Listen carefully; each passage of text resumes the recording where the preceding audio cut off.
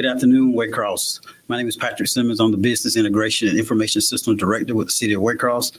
Today, we're just going to share a little information on the upcoming election, how the process works, maybe some tips on how you could be ready to cast your vote in November.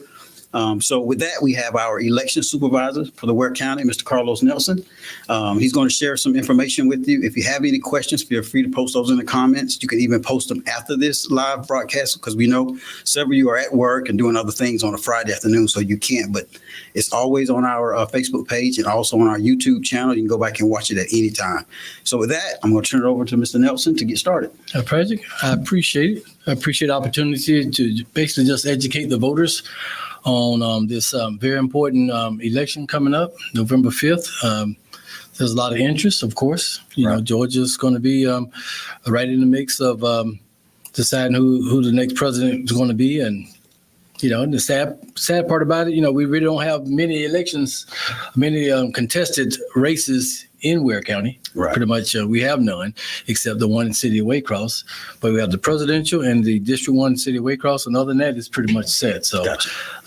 It's going to be a very busy election season, and we're getting ready for November 5th. Okay. Mm-hmm. So tell me a little bit about our register. What's our current number of registered voters in Ware County? Well, I checked it this morning, and I would probably say we had another 20 or so people come in the door, but our number says this morning is 22,891. Okay, and put that in perspective. This year we've had 1,300, right about 1,350 new registrations. Okay.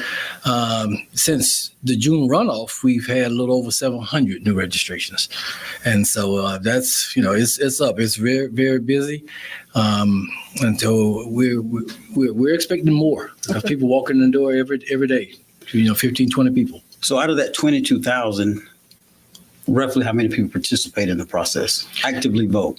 Well, for a presidential election back in 2020, we were just a little over 75%, about 74-75%. We're expecting about that amount. Okay. Yeah. So we had about, at that time, we had 20,000, and I think we had a little over 15,000 voters. Okay. Mm-hmm. So with that many people being active voters, tell me about your staff. How do y'all get prepared for such a big event on one day? Well, more than one day, but really concentrate on that. Yeah, a lot of people think November 5th, you know, of course, that's the election day. Right. But in Georgia, October 15th is the start of it. And that's when we're going full steam ahead. We have 2 full-time, which is myself and Laura Williams, election clerk, and I bring in a few poll workers, part-timers. We have someone coming in doing the absentee ballot processing. We have another person who comes in and handles the poll workers and recruitment and getting the poll workers squared. I have another part-time coming in helping doing the technical work, programming the equipment. So pretty much it's all hands on deck, and it's not easy, but we have a small office. Hard working office. Okay. And, you know, I'm really proud at the effort everybody gives for this election. Gotcha. So are you currently looking for any more? Are you? And for poll workers, this is probably the best we've been, and since I've been here, since 2020, we always can use more. Okay. You know, and you know, about 3 weeks ago, I put a little ad on Facebook, and we probably received about 15 or 20 applications just on that ad. So that was a very, very good public relations thing. And I'm hoping to really get about 10 good poll workers from that number. So I think we're going to be all right. It's not going to be where we want to be, but it's going to be better than we've been. So if somebody's interested out there, they can still apply? Oh, yeah. Still apply. Just go to the county's website, or? We ask you to come in the office. Okay, come in there. Because we sit down, we talk to you, and we let you know, because being a poll worker is tough. See, for example, election day, you know, they get in at 5:45 at their precincts, and they're there until it ends. And sometimes they may not end until 8 o'clock that night. And so they can't leave. We don't do half days. Right. You're there from the beginning. Right. You bring your lunch all the way to the end. So it's tough. And I will say we have some very, very, very good poll workers. And since you mentioned poll workers, let me say this. It's always disheartening when I hear, I believe in freedom of speech, and people have a right to, Right. to express their opinions and things. But when I hear people criticizing the poll workers and what's going to happen to their ballot when they vote and this and that, and when they go in, our poll workers, I tell people all the time, the poll workers we have in Waycross, not just Ware County and surrounding areas, but these are your church members. Mm-hmm. They're your neighbors, mm-hmm. people that you see everyday life. Mm-hmm. There's no one out there trying to cheat no one or cheat the system. Right. They're doing the best thing they could do. Pretty much as a community service. Right. The little bit of money they make, $130, $40 for that day, that's just a stipend. That's it. Yeah, that's it. So they're not doing it for the money. They're doing it because they want to be a part of the process and assist. So I really pat our poll workers on the back because they are some of the hardest working people I know. We have a saying in our office that, I want my poll workers, to be patient, mm-hmm. because I tell them all the time, like during election time, whether it's a city election, county, or presidential, mm-hmm. when people come in and if they're upset at the process a lot of times. They're upset at what they've seen in the media or whatever, the campaigns, national, whatever. They may not be upset at you, right? And so we try to take that with a grain of salt. But we want voters, no matter how you feel when you walk in the door. Right. We want you to feel better about the process when you leave. Right. And so I think we have poll workers that do that. Mm-hmm. It's tough sometimes because some people, get a little, contentious, I should say. But at the end of the day, they feel good about what they're doing, about the process. Well, for one, I vote in every election, and every time I've been to maybe 2 or 3 different precincts. They're always super nice. Mm-hmm. No matter if it's 7 in the morning or 7 at night, they're always nice. And I do commend them because I volunteer one time. It's a lot. It's a lot. I have to give you credit. Yeah, it is a long day. And the hardest thing is you can't have your cell phone. I was like, man, what am I going to do for all day? But I do commend them. I think they do a great job. And like you said, seeing all of those different personalities throughout the day can be tough. But so kind of focusing on the voter, what are some tips you would give the voter? I know we have early voting coming up. Tell me your thoughts on that. Also, what can they do the day, to be prepared?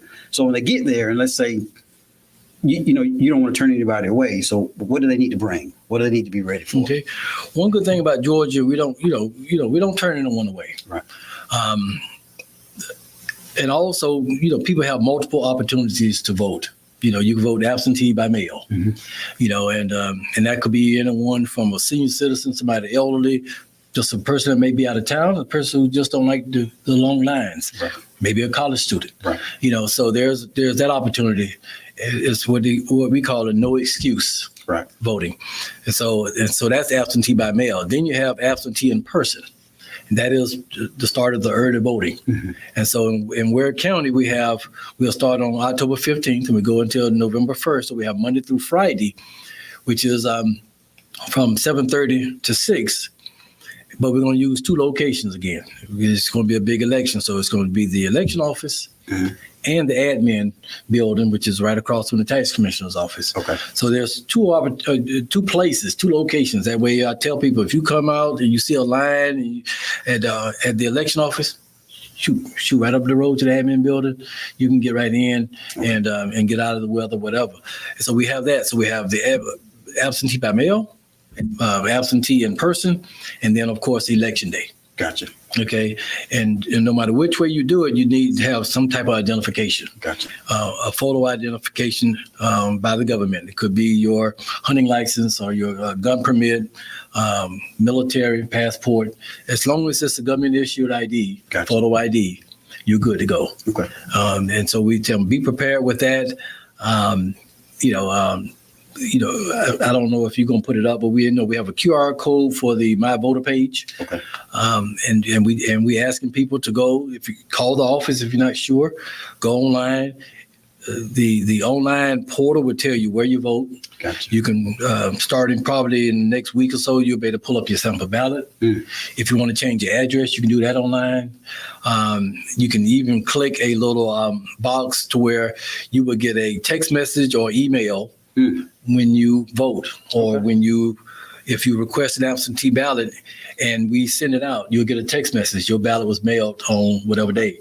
When you return that ballot, boom, you'll get another text message. Your ballot was returned on whatever day. When you vote, it'll send it.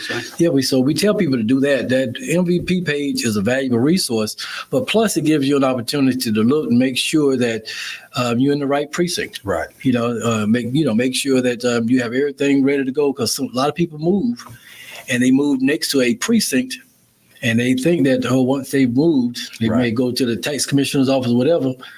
That doesn't communicate with us. We don't know until you come down. So a lot of people do that. And then they say, well, I live right across the street. Well, I'm not voting in this precinct. Where you haven't changed your address yet. And so now we got to send you back to your precinct. Right. So anytime that we can eliminate the confusion for voting, we want to do that. And hopefully that will increase participation. Okay. So he just shared a valuable tip. If you've moved, if you think you haven't voted in a while, you're not sure if you're still active, definitely check that. We've got the picture posted now on screen, and we'll also put it in the comments. We have some at the front counter here at City Hall. You can, of course, stop by the Board of Elections and pick that up. But check that. That sounds like wonderful technology, made it real simple for you. And also, if you have elderly family members that may not be able to do it on that day, take them early. Most times it's in and out, right? When they go early vote. Normally, early voting is not long. Now, maybe a little bit longer because of this election. Right. But that's why we're doing 2 sites. Right. Yeah. And also, if you have a parent that's in a nursing home, double check and make sure that if they're not registered, if they want to vote and they can participate, come on, let them, get them registered. We'll send a ballot to the nursing home, and they can go out there and assist their family members to help them vote. We want to increase voter turnout. That's right. That's right. And also college students, if you've got a college student that may not be home election day, they can request an absentee ballot. Yes. What's kind of the deadline to get that done? The absentee ballot deadline is to October 25th. Okay. That is the Monday, like a Monday week before the election. So you have plenty enough time to do that. Also for college students, if they're home on the weekends, we have 2 days of weekend voting. Okay. So that's great. And then the board approved the Sunday voting. Oh, wow. I know some people don't agree with the Sunday voting.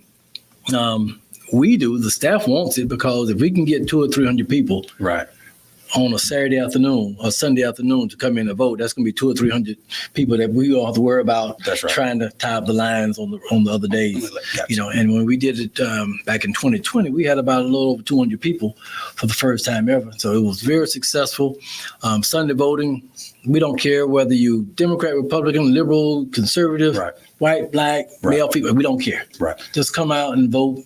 And we prefer to have you because we're there and we don't want to be bored. That's right. That makes sense.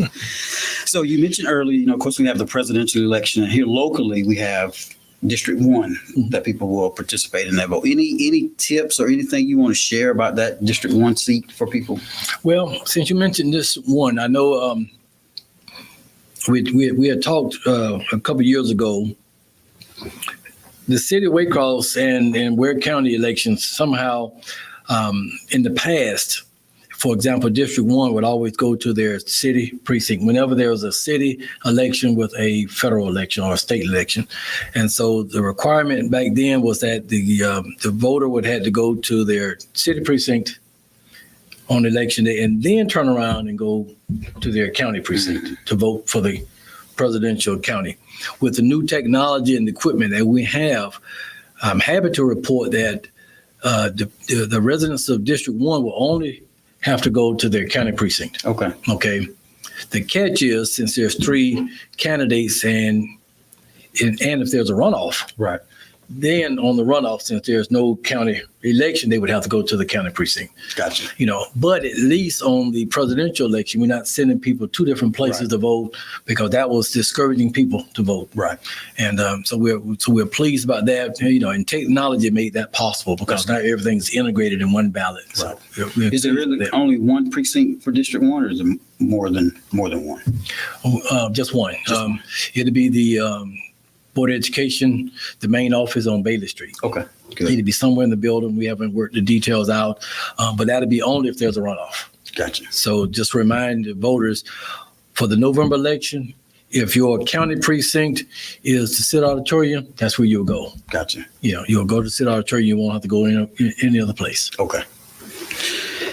So, of course, District 5 was also going to be on the ballot, but everybody saw the judge's orders last week, Georgia Supreme Court order.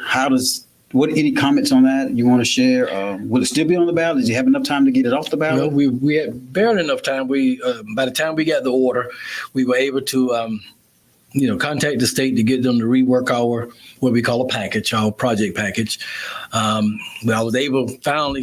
I was able to beat the deadline and get with the ballot printers. Okay. And so there would be a small cost to that because they had already started printing the ballots, but we was able to get it removed. So we're pleased about that. And also pleased to, a lot of people don't see what goes on behind the scenes. And I know that District 5 special election was a very contentious issue the first of the year because of some errors that were made through the office and through the county personnel. But I want to reassure everyone that every voter that was classified out of precinct because of the mapping issues that we had, everybody has been put in their correct precinct. So District 1, District 5, District 4, everybody's correct. So we felt comfortable coming into this election that everybody, everything would be right. But one good thing about being a human, we're not perfect. We're not perfect. Okay, that's good because only makes you better. Yeah, it only makes you better because I don't expect all the staff and especially me. I know I'm not perfect, right? But we try to be, right. If there is an issue, because if someone lives on a street corner and right across the street is another district, and so, and you're classified in the wrong district. Right. If you say, "Hey, I have an issue. I'm thinking I'm wrong," we'll look. Right. And if we discover that it's wrong, we can correct it before you vote. Gotcha. Okay. If you vote and then you bring up the issue, there's nothing we can do about it because we can't go back and pull out your ballot because we don't know what ballot's yours. That's the secret part of casting a ballot. So we ask anyone, if you're not sure, go to MVP first. Right. If you can. And say, hey, why am I in District 1? I thought I was in District 2. Right. Okay. Then we'll look at it. Okay. And then we can even show you on the new GIS map that we're using now. Mm-hmm. And that was the main issue about the District 5 situation is because previously it was a regular paper map, make 4x4 map where we would get the magnifying glass and look and see where the house is. Right. Now it's so much more accurate to where we can look on the GIS and we can pinpoint a house and it would tell us exactly which city district, what county district, school board, and everything. Gotcha. So, okay. So we're comfortable and confident that we're going forward, that we're going to have everything, worked out. All right. Well, we don't have any questions yet from anybody. So if you have some questions for Mr. Nelson, please post them right now in the comments while we've got him stuck right here and he'll answer those questions for you. But we're going just a few more minutes. Anything you can think of that we've talked about that you might want to elaborate on or share something? I'm looking at my notes. I just want to remind everyone that voter registration deadline is October 7th. Okay, that's the deadline to submit any address changes or to register. Okay. So you need to come in by 5 o'clock on the 7th, and that way we'll have you in. That's one of the most important dates to remember. Also, we talked about the Saturday and Sunday. I just want to say, we're hoping to get about 1,000 absentee ballots. Right now, we have a little over 600 absentee ballot requests. We tell people, if you're not sure you're going to be in town, if you're not sure that you won't be able to early vote or election day, go ahead and request an absentee ballot. Gotcha.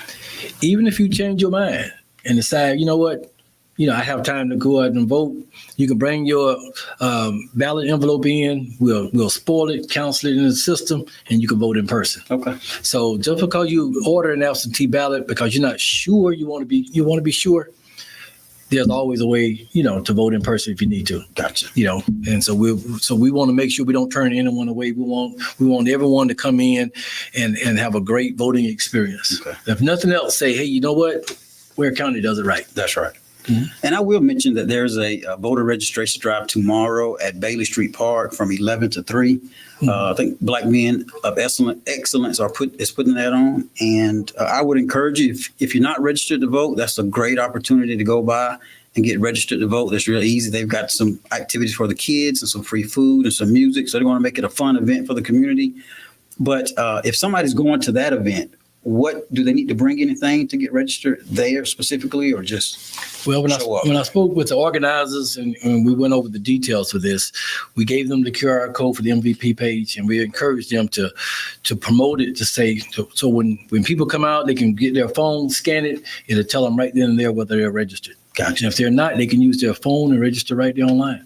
Yep. You know, or just say, hey, you know what? First thing Monday morning, I'm going down to the office. Okay. You know, so I think it's a good opportunity. Anytime we can promote voter registration. I know you don't have this date down, but I know the Exchange Club doing the blood drive on Monday.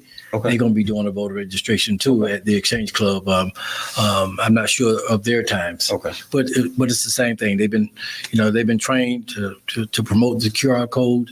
Right. And so hopefully if we can get another 200 or 300 registered voters, you know, we're doing good. Okay. Yeah. So there's 2 great opportunities this coming week that you can get registered to vote if you aren't. Tomorrow, 11 to 3 Bailey Street, and then at the Exchange Club on Monday.